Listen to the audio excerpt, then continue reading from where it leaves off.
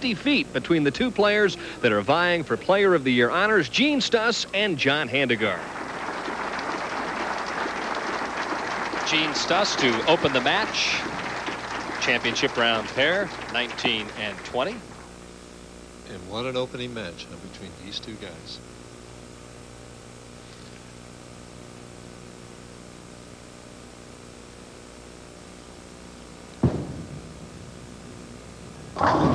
Well, good pocket shot, but he leaves the solid 10.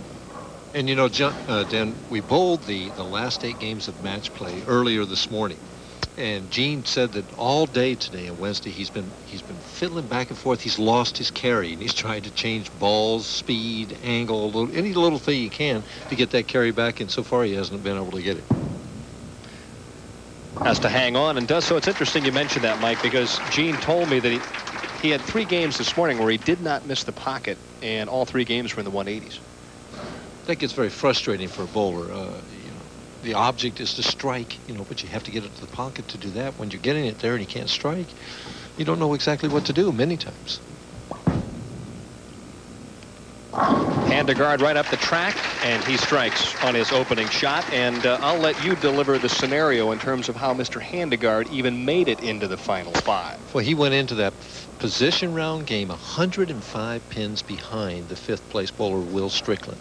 Shot 259, needed a strikeout in the 10th frame to make it, and did it a magnificent performance. 10 strikes, 2 10 pins, made up the 105 pins, and went from 7th to 5th. And now he's thinking about going from 5th to 1st. Wants to open with a double. That one climbs a little high on the head pin. Fortunate to leave just the 610. And it looked like he slipped at the foul line. I mean, there was a little double take there with his slide step. And that's the worst shot I saw through the whole practice session, an hour of practice right there. He's fortunate leaving only the 610. Handegard averaged 237.6 on this pair of lanes. Already has 6 senior titles, 1 victory this year. He's trying to win for the 2nd time here in '92. Straightens it out even more so to convert the spare. He doesn't turn it at all at the spares, and especially the right lane spares. He just throws straight at him. He's an excellent spare shooter. He's kind of laughing at the way he threw that last shot. Wanted to get out ahead of Stus, because Stus has a way of getting out ahead and never looking back. Got a handful and another solid 10, and you can see the disappointment right there. The shoulders slump a little bit. That was really a fine shot. And you saw the trust right there all the way through, and he's thinking, what do I have to do? That's been happening all day. And this is a different ball. He switched to this ball about the last 10 minutes of practice in hopes that it would carry. I know this is a mute point, but what do you do when you're not striking and hitting the pocket? I mean, do you just keep waiting for a break? You just try and be patient and keep throwing the same shots? You retire and become an announcer. Good point. There he is, upright, 5 steps. Look at the intense concentration. Now he pushes it down. The ball's right in time. Now let's watch it at the top of the last step right here. He's at the peak of the backswing. Not real deep knee with the bend. The ball, I mean, his knees as he lets go of the ball. And when he comes up, it's after the ball is gone. Looking for an X. Light hit. Told me the light hit yesterday was by far and away the best for him. And now he leaves the 7 pin. So he's already had a variety. Well, I would have to say that during the course of the week, Dan, there were more 7 pins left than 10s.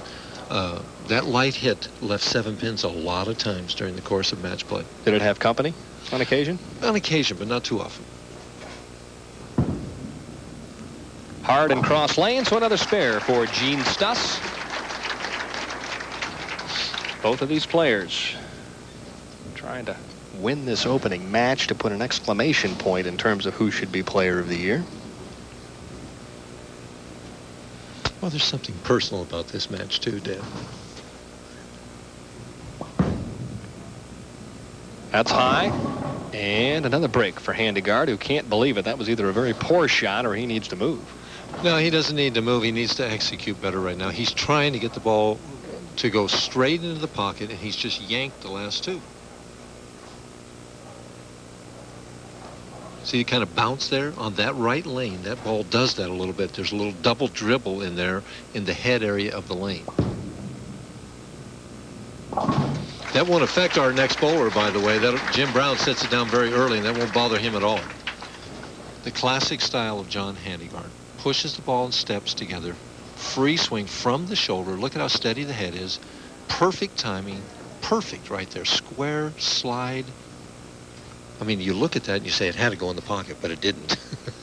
With the magnitude of this match, do you think that both these guys might be pressing a little bit? I definitely think that's true. Yeah. I mean, I think it's evident in the way John has thrown those last two shots. Gene-Stus was trying to have some fun with John during the practice. John took a piece of tape out, put another one back in, and Gene said, "Oh, I think you need 2 or 3 more pieces in that thumb hole." The handyman barely cracked a smile. Well, it's interesting here. We've had 1 strike out of, what, 7 shots? They averaged almost 240 on this pair. And I probably put the kiss of death on the whole show when I said that there were going to be high scores and close matches. For those of you that are keeping score, these 2 players have bowled each other 4 times in their career in the championship round, and they are 2-2. Okay, the rubber match as he sends a little high. The 2 trips the 4, but the 6 is standing there. Interesting hit there to leave the 6 on that that type of hit. Didn't look that high to have the 4-6. Even match through 3.5 frames, but one would suspect that between Stus and Handegard. You would just expect a few more strikes. Here comes one. A little late kick of the 6 on that 10. A little flick there, you know. Hands over the head in triumph as Gene gets a strike, and we'll see if he can double. Last week, he missed the tournament, Gene-Stus that is, because of health problems, and I asked him if he's back to 100%. Well, Denny, I went back home and I had some tests done, and the doctors checked out and found my heart was pretty good shape, and they gave me the okay to come back for the last tournament, so here I am. And a double up and the lead for Gene-Stus, who has had bypass surgery on 2 different occasions. On 2 different occasions. Yeah, everybody on the tour was quite concerned. He's a very popular person out here. He's a great champion and a great competitor, but you're right. He's one of the nicest people out here. Handegard misses way left again. Looks down at the foul line and can't believe how far he missed the target by on that shot. And now he's counting the boards and saying, "Ooh, did I throw it that bad?" Let me ask you this. Is he afraid to throw this ball right? He's been trying to play the tight line. I think, yes, he is. He threw the last one a little bit right, and it hooked a little bit early and went high. Right now, he's lost.